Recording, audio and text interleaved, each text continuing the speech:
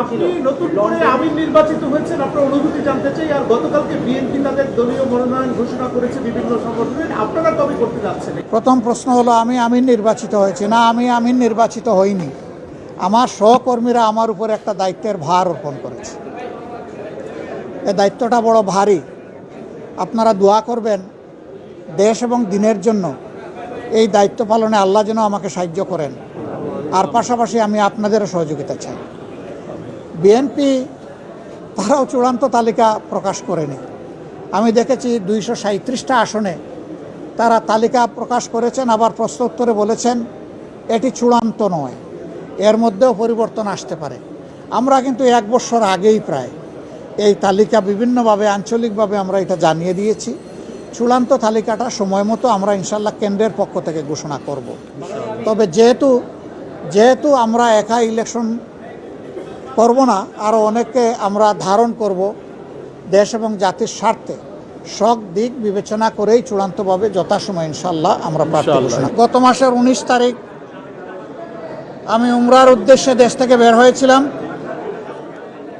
3 দিনে উমরা সম্পন্ন করার পরে 22 তারিখ সকাল 9টায় আমেরিকার JFK এয়ারপোর্টে আল্লাহর মেহেরবানিতে আমি পৌঁছি এবং সেখানে 8 দিন আমি বিভিন্ন স্তরে সরকারি বেসরকারি গুরুত্বপূর্ণ সংস্থা এবং ব্যক্তিদের সাথে বৈঠকে মিলিত হই। তার পাশাপাশি বিপুল সংখ্যক বাংলাদেশি যুক্তরাষ্ট্রে যারা বসবাস করেন, অল্প সময়ের মধ্যে 4টা শহর আমার পক্ষে যাওয়া সম্ভব হয়েছিল: নিউ ইয়র্ক, বাফেলো, মিশিগান এবং সর্বশেষ ছিল ওয়াশিংটন DC। আমরা বাংলাদেশি প্রবাসী যারা আছেন তাদের সাথেও সেখানে মিলিত হওয়ার সুযোগ পেয়েছি। তাদের কথাগুলোও শোনার সুযোগ হয়েছে এবং বিভিন্ন ব্যাপারে আমরাও তাদেরকে আশ্বস্ত করে এসেছি। বিশেষ করে আমরা গুরুত্বপূর্ণ 2টি কথা, 2টি মেসেজ তাদেরকে দিয়েছি। একটা মেসেজ হচ্ছে, বাংলাদেশ আমাদের সকলের দীর্ঘদিনের বঞ্চনা এবং নিষ্পেষণের পর, ফ্যাসিবাদী শাসনের পর বাংলাদেশ মুক্ত হয়েছে। মুক্তির এই সংগ্রামে দেশবাসীর সাথে প্রবাসী যারা ছিলেন তারা সমানতালে লড়াই করেছেন। তাদের অবদানও বিশেষভাবে উল্লেখযোগ্য। তাদের সেই অবদানের জন্য তাদেরকে আমরা ধন্যবাদ এবং কৃতজ্ঞতা জানিয়েছি। আর আমরা বলেছি, প্রবাসীদের সবচেয়ে বড় অধিকার ভোটের অধিকারটা ছিল না। এবার এ দাবি সবার আগে আমরাই তুলেছিলাম এবং আমরা এই দাবি ছেড়ে দেইনি।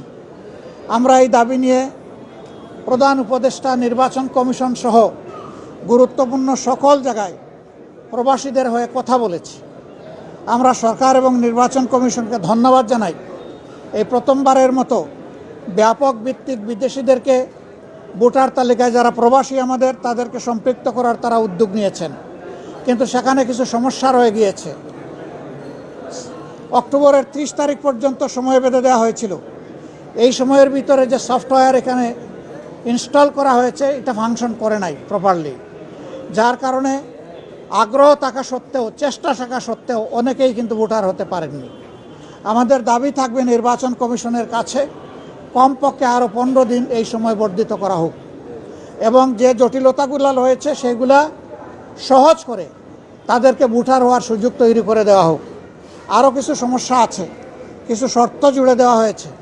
আমরা বলবো, একজন নাগরিকের প্রমাণের জন্য তার আইডি কার্ড, ন্যাশনাল আইডি যথেষ্ট। তার পাশাপাশি যদি তার একটা পাসপোর্ট থাকে, ভ্যালিড পাসপোর্ট, তাহলে আর কিছুরই প্রয়োজন হয় না। সেখানে কোথায় কারেন্টের বিল কে দিল, পানির বিল কে দিল কি দিল না, হোল্ডিং ট্যাক্স দিল না, অনেকের 10-20 বছর ধরে দেশের বাইরে আছে, তারা এগুলো ব্যবহারও করে না, বিলও দেয় না, বিল দেওয়ার প্রয়োজনও হয় না। সেগুলো শর্ত জুড়ে দেওয়া হয়েছে। আমরা এগুলাকে সহজ করার জন্য আহ্বান জানাবো। এর পাশাপাশি আরেকটা মেসেজ আমরা তাদেরকে দিয়েছি, তাদের দায়িত্ব শুধু দেশকে দেওয়া নয়, দেশের দায়িত্ব তাদেরকে সম্মান দেওয়া এবং মিলেমিশে দেশে প্রবাসে নিবাসে যারা আছেন আমরা সবাই মিলে সবগুলো হাত একত্রিত করে সবগুলা মেধাকে এক কেন্দ্রে এনে আমরা আমাদের দেশকে নিয়ে ইনশাআল্লাহ আগামীতে সামনে আগাতে চাই। এই জন্য আমরা বলেছি, জাতীয় সংসদ সহ সরকার পরিচালনা এবং দেশ গঠনের সর্বক্ষেত্রে প্রপোর্শনেট হারেই প্রবাসীরা ইনশাআল্লাহ তারা সেখানে অংশগ্রহণ করবেন, তাদের সেই জায়গাটা নিশ্চিত করা হবে ইনশাআল্লাহ। এটা হয়তো সময় লাগবে, এটা আজকেই বললে আজকেই হবে না, কিন্তু এটি আমাদের স্বপ্ন বুনলে একদিন আল্লাহ তাআলা বাস্তবায়ন করবেন ইনশাআল্লাহ। আমরা সেই স্বপ্নের দিকে আগাবো আল্লাহ চাইলে। সম্মানিত সাংবাদিক বন্ধুগণ, এরপরে সর্বশেষ আমি তুরস্কে এসেছিলাম, যুক্তরাজ্য এবং তুরস্ক। সেই তুরস্ক থেকে আজকে এখানে আসলাম। সেখানেও সরকারি বেসরকারি বিভিন্ন পর্যায়ে আমার অত্যন্ত গুরুত্বপূর্ণ মিটিং হয়েছে। আমি আসলে নিজের কোনো প্রয়োজনে দেশ থেকে বের হইনি, আমি বের হয়েছিলাম দেশ এবং জনগণের প্রয়োজনে। যেখানে গিয়েছি জনগণের স্বার্থকে, দেশের স্বার্থকে সামনে রেখেই কথা বলার চেষ্টা করেছি,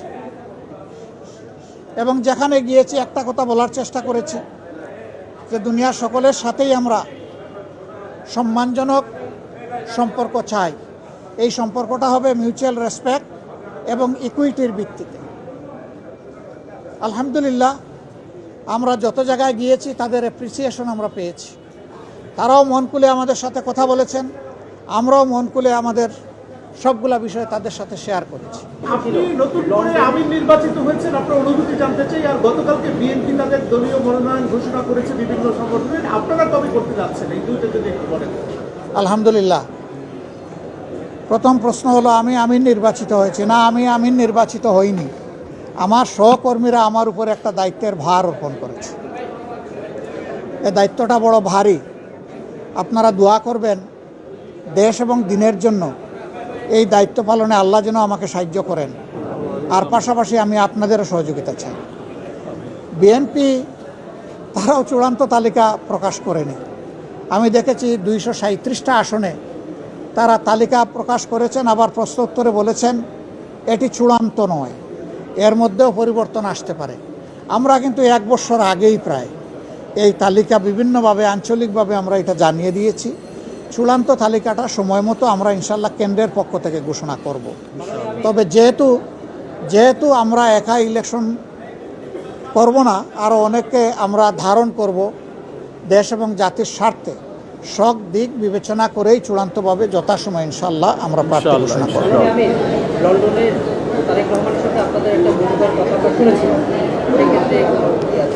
আপনারা শুনেছেন, আমি শুনি নাই। আমাদের মধ্যে মতানৈক্য হোক, তবে দোয়া করেন মত বিরোধ যেন না হয়।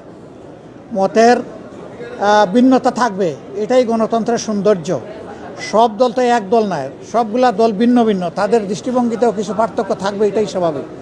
আমরা সকলের মতকে শ্রদ্ধার সাথে দেখি, তবে আমরা নিজেরা যে মতটা প্রকাশ করি, আমরা চেষ্টা করি চিন্তা ভাবনা করে জাতির স্বার্থেই সেই মতগুলা প্রকাশ করার।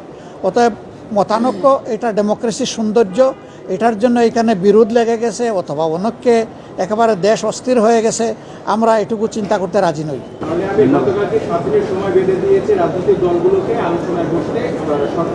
না, ওনারা বেঁধে দেয়নি, আমি এটাও শুনেছি ভালো করে। ওনারা অনুরোধ করেছে যে 1 সপ্তাহ সময়ের ভিতরে রাজনৈতিক দলগুলা বসে যদি একটা কনসেনসাসে পৌঁছতে পারে সরকারের জন্য এটা ভালো। এবং আমরাই সবার আগে আমাদের পক্ষ থেকে আমাদের নায়েবে আমির আহ্বান জানিয়েছেন যে আসুন আমরা খোলামেলা আলোচনা করে আমরা এই কি বলে সমাধানে পৌঁছি দেশ এবং জাতির স্বার্থে। আমরা আশা করি অন্যরা আমাদের এই আহ্বানকে সাড়া দেবেন ইনশাল্লাহ। ফেব্রুয়ারিতে নির্বাচন আপনারা আমরা দেশবাসী সবাই দেখতে চাই ইনশাল্লাহ, শুধু আমরা না, সবাইকে নিয়ে আমরা দেখতে চাই। Thank you so much. আসসালামু আলাইকুম রহমতুল্লাহ।